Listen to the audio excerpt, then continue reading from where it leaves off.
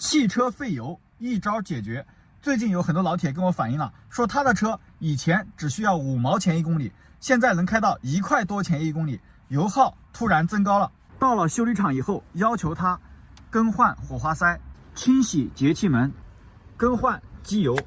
清洗喷油嘴，甚至呢让他把这个进气道里面的积碳都给他清洗了，把车拆得乱七八糟的，最后问题也没有解决，钱还没少花。今天呢，我来告诉大家问题到底怎么解决。其实车子费油就是咱们发动机后边的这个零件氧传感器